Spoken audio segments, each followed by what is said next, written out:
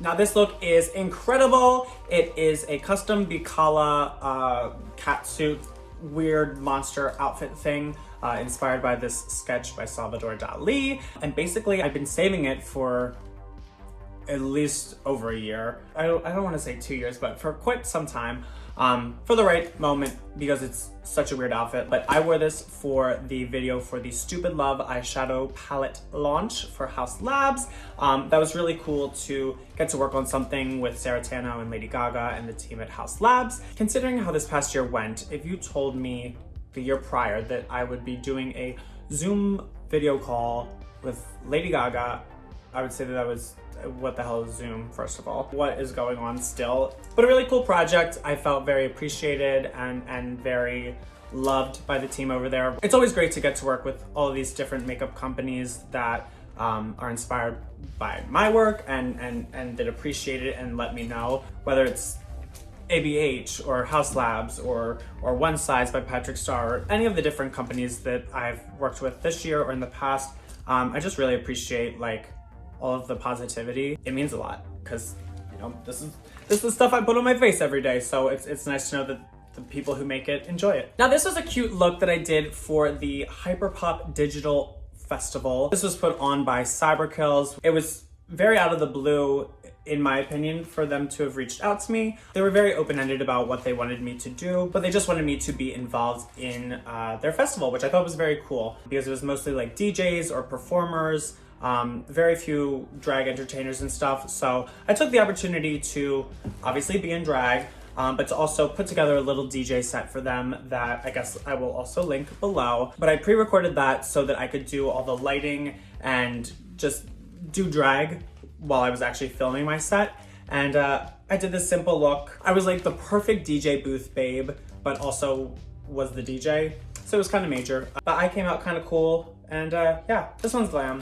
Oh my goodness, now back to more cursed looks. I'm really into doing prosthetics every once in a while. I feel like it's a really fun way to, you know, obviously mix up your drag or mix up whatever you're doing. Now in Pokemon, there is the leader of Team Rocket, whose name is Giovanni, which is my name out of drag. And I wanted to do a look inspired by him for quite some time. Giovanni is always seen with his pet Persian in the anime. I saw this meme of him and his Persian's face swapped on each other and was inspired to just combine them both and be Giovanni and Persian. It's pretty cursed looking, but it came out great, so shout out to that, I guess. Now something even more cursed was the second look that I did for this duo look. I was saying if I'm gonna do a Giovanni look, I want to do an Aquaria look as well. And obviously there's not anything, you know, in the main series Pokemon universe that is canonically Aquaria. However, there was like an unreleased demo Pokemon from a long time ago that essentially translates to Aquaria. So I did my interpretation of that and it looks really cursed, but it came out incredible. Very impressed with the prosthetics that I had made for this. And yeah, the picture's really cursed, but I really loved it. Glam. That one is definitely another glam crazy look for the year. Now this next look is very simple. It is giving pretty much just like Aquaria 101. And I wore this for this performance that I did for the Vixens show that she did on Twitch. Lineup was long and incredible, and there were a lot of girls from season 10 who performed in this digital show. So of course I had to bring the New York City moment to it, and yeah, it was cute. But like, I've seen all these things before, so I'm gonna give it a slam just because it's like simple, but like, you know, still glam. Now this look I did, honestly, no joke, in 25 minutes.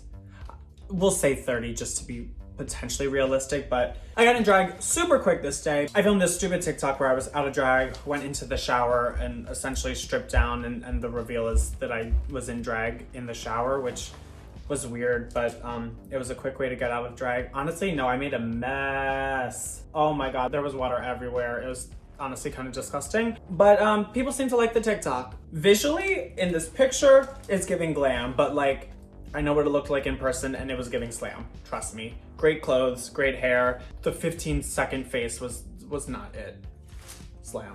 Now these next two Chromatica inspired looks I don't really have too much to say about them. I just wanted to be heavy metal and fun and cool, and I think both of them came out really great. They're both glam. It felt pretty weird not being in drag that often in June, as it's LGBTQ Pride Month. But one of the looks that I did that month was this collaboration that I did with this designer, Dan Kassab. I believe I'm pronouncing that correct, but if I'm not, whoopsies. They'd sent over this really cool leather jacket with all these buckles on it, as you can see. And I just did like a very simple face. I just wanted to like embrace the metal. Embrace the metal, embrace the chunky silver hardware, and just be like all buckled and chained up. Speaking of more chains, this is a look that I did for just some digital video messages. It was inspired kind of by Pink's You in Your Hand video. Definitely on the simple side of things, but like love all the accessories, love how just like cherry lollipop it looks. So we'll give this a glam. Oh, the last one was a glam too. Now this is a look that I almost wasn't going to do just because I was just feeling mentally crazy at this time, but I decided I would have some fun for this Get Ready With Me thing that I filmed for Vogue. I just kind of was inspired by The Simpsons, by The Muppets. I just wanted to be really colorful and like punk and have fun. I feel like at this time in my life there was not a lot of excitement and joy and stuff, and I guess I translated that as add a lot of color and maybe that'll make me feel more fun. And I guess it kind of did. Yeah, definitely not my favorite look of the year. I'm gonna give it a soft slam, obviously, because I feel like people probably enjoy this, I would think. But to me, it's like, I don't know. I feel like I've done more cohesive looks in the same realm. Now this stupid look I did inspired by Mirror B, who is a character from Pokemon Colosseum. And I just wanted to do the lady version. He's like a disco dancing, you know, crazy dun, dun, dun, dun, dun, brrr, type of guy. So I did my lady version of it, and obviously went with a much more appropriate hairstyle. This little custom Garrow Sparrow outfit. I wish I had worn a lot more this year. This is my fun take on cosplay and definitely deserves a glam. This next look I wore for a DJ set that I did for Grindr in honor of Pride and whatnot. But I wanted to be just super simple, and for some reason that day I was inspired by the idea of like cherry vanilla cola in a cold aluminum can. So I did tons of undergarments, all my Kim Kardashian Skims, all my rip tights on my legs, giving very Suzanne Barsh. I just wanted to be like very vanilla in the hair, vanilla on the body, simple in the face with just like a cherry red lip, and just tons of silver accessories, giving very soda can. Don't ask why I was inspired by a soda can. Love the simplicity, love the styling, love the mug. This was very glam. Now this next look is honestly so simple. Just plopped a wig on, no joke. Plopped some really quick makeup on my face, but everyone really enjoyed this. I think this is my most liked Instagram post of the year. But I just wanted to be like very French, very Versailles, very, I just wanted to be like kind of cute, boyish kind of thing, but everyone seemed to like it. It was probably the quickest drag that I did all year long, so absolutely glam. Now, a lot of these looks coming up are just going to be looks that I did to take pictures in my house and to film some video messages for some fans. Now this divalicious big hair glam I did to film some video messages. Definitely nothing too crazy. This cute little leotard bodysuit is from Baja East. My friend Scott sent this to me, and it's very cute. It's giving very feminized carnival strongman kind of look. I just wanted to be like big and bombshelly visually. Simple though, very simple, but glam. So this look I did, I don't even know what I was inspired by. This dress was honestly one of the first things I bought when I was like probably still a senior in high school. I just love how the back was just like so 90s and strappy and sexy, and I wanted to pair that with like a very devilish, a little more masculine haircut, and just be kind of playful and dark and vampy with that. But I love it. Glam. Following that, I did a look that was, I guess, a little bit more simple. I did like a turquoisey evergreen glitter lip, which I thought was kind of inspiring, and I paired it with a bright pink glitter on the eyelid, you know, just to mix things up, but simple, but very glam still.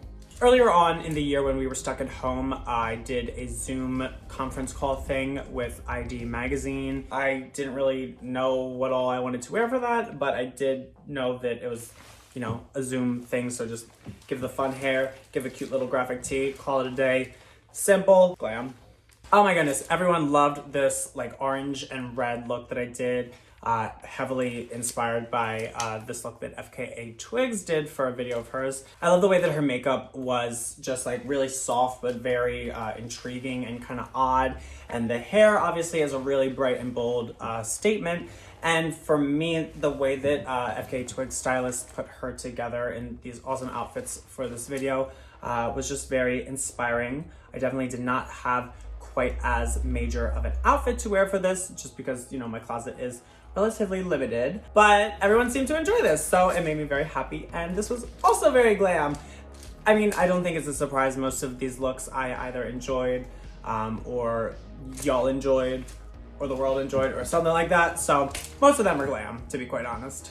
This was a rewear of this stunning Dior-inspired look that B. Kala made for me. It's one of his favorite fashion inspirations in the world, so we wanted to make this correct, but we made this a while back, and I just wanted to bring a little new life to it, because anytime I'd worn it in the past, I wasn't able to like do super crazy makeup, which I wanted to do, inspired by the crazy work that Pat McGrath did on that show. So this was just like stunning. I restyled that big brownish hair from a couple pictures ago. I restyled that into something a lot more fitting for the show, very geometric.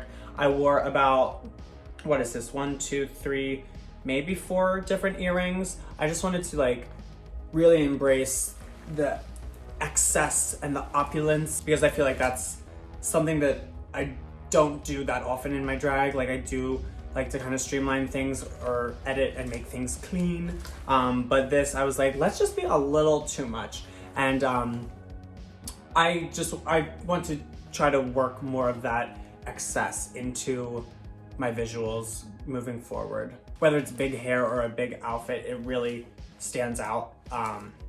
So yeah, I kind of want to live in that life a little bit more. Now for the first of our 2 summer drive-in drag shows. I performed in New York City and in Los Angeles. For the opening number, I dressed as a movie usher, as our theme was like Hollywood movies and stuff like that. I made the little hat myself out of like cardboard and stuff, so that was glam. For the New York show, I actually wore my season 11 step down, big, you know, harpy look with the wings and stuff, because I wanted to be big, and it was the first time doing the drive-in drag show, so I wanted to make sure that the pictures were great, so people were enthusiastic to continue to come to the show. So that was kind of major to do for New York City. And then in LA, I performed my Venus number from Work the World again, mainly because I had some plans that unfortunately we could not go forward with because of, you know, everything that was going on in the world. For the first drive-in drag show, for our closing number, we did like a car-themed performance, so I just looked very,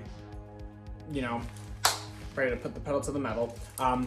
Obviously, all of those looks were pretty glam. Now back to more looks that I did here in my house. This next look was super crazy. It was inspired by Christian Dior Haute Couture 2001, the fall runway by John Galliano. That runway was inspired by like, it was like Barbie goes to the Himalayan mountains kind of vibes. So I was giving like Betty Spaghetti with all this just like chunky, clunky, crazy accessorizing. I just wanted to look loud and really obnoxious and all like way on the verge of clashing.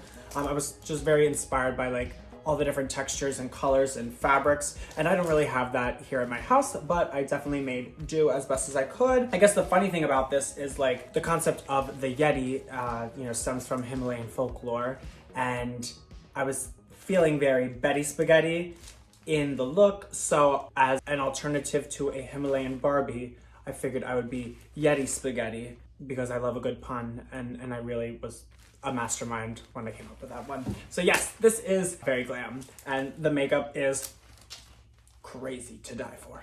Well, don't die for it, but it was cute. This next makeup look I did inspired by this graphic by Jessie Kanda. And this one was just super colorful, super weird, super painterly. I just kind of went in and just, you know, recreated these shapes on my face to kind of resemble this digital image that they made.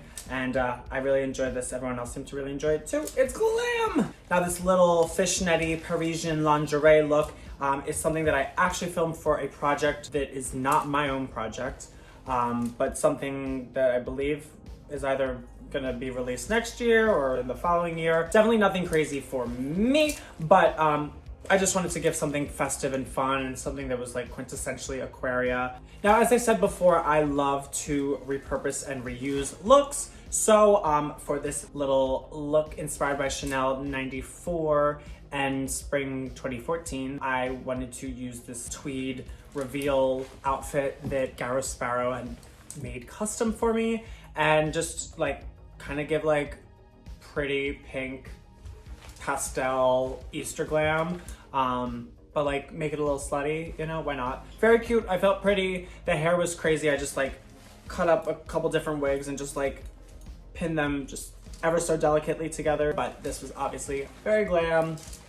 It's glam. Another one of the more simple looks I did this summer was this swirly lime green moment. I just really wanted to do like a soft eye, a thick wing liner, a thick black brow, because I just thought like pairing the blonde hair with like a black brow would be so very Italian, very, very cool, just very different from what I see a lot of drag queens do. So I like the way this turned out. I repurposed my hair that I wore for the pink carpet of the season 11 RuPaul's Drag Race finale that Wigs and Grace did for me, and paired it with that same little black dress that I said that I was going to be wearing a lot this year, and just with a pop of green on the gloves. I like this one. Very simple, but probably took me stupid long to do. Oh, and I have a green lip. That's kind of weird. I think I was also inspired by doing like a really weird Shrek lip. The lip is giving like somebody wants, but I liked it. It was good. It was nice and juicy. It was like,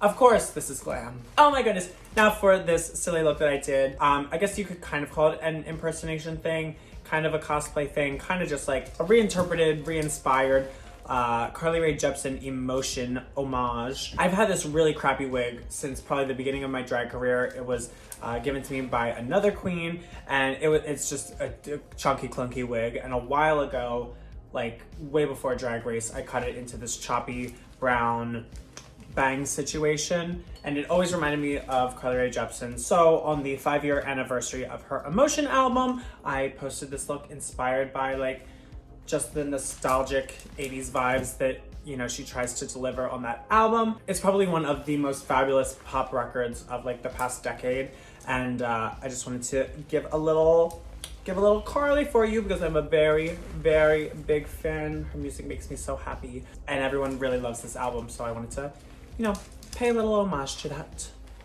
Next! Oh, this next look is just weird and clowny. I did this actually on top of the Carly Rae Jepsen face. Literally like exactly over top of it. It was inspired by Alexander McQueen.